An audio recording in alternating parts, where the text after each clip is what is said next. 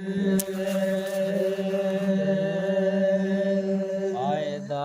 आज हलो मेरा जमते तो हर बेर जाय फलाकमते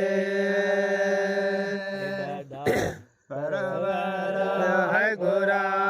यो पाकयुते परवर है गोरा यो पाकयुते अंत नरियों अला अंत परियों पढ़न सलवा दयाचे खड़े नूर झंडा नो आयो खड़े नूर झंडा रिदवान आयो घोरं घोट अला घोरं घोट मथा मलखन गुल फूलचे खड़े नूर झंडा अगला कमते तो अरबी अफला कमते जडना दाता रहते दादा जडना दाता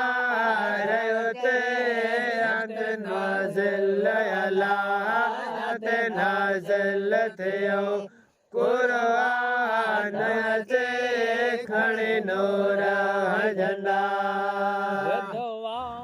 नयो खड़े नूर झंडा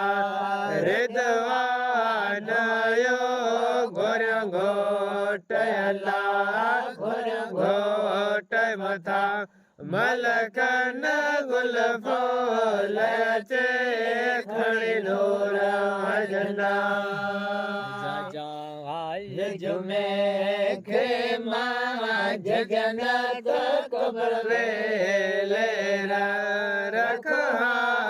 हमें हथ किज का शफकत वो मरण वेले किज का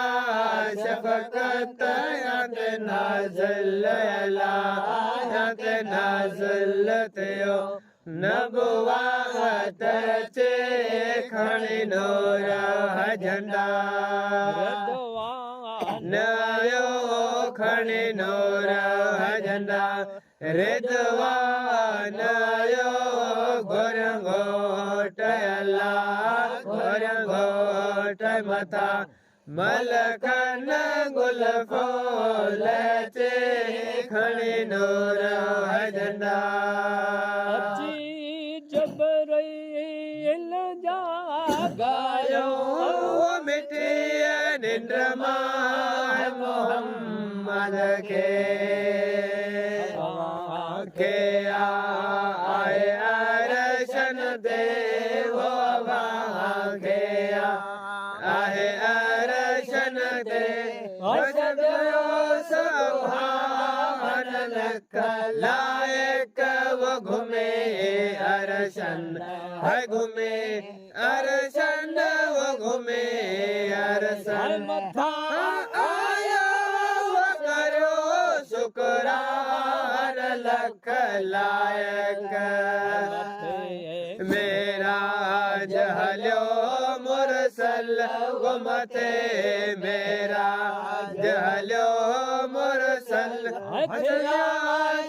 सावन लख लायक वो घूमे अरशन घूमे अरशन वो घूमे अरशन वो करो शुक्रान लख लायक तब को वो मिलो महबूब मौला के लौला कवठे आयो बोलक बलौला कवठे आयो कुरान लख लायक वो घूमे अरशन घूमे अरसन वो घुमे अरसन मथा वो करो शुक्रान लख लायक शरफ शाही मिसरे वो कुरैशी के वता कादिर ताज सफ़ायो वखणे ताज सफ़ायो लथा लख लायक वो घुमे अरसन हाय घुमे अरसन वो घुमे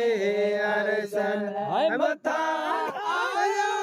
वो करो शुक्रान लख लायक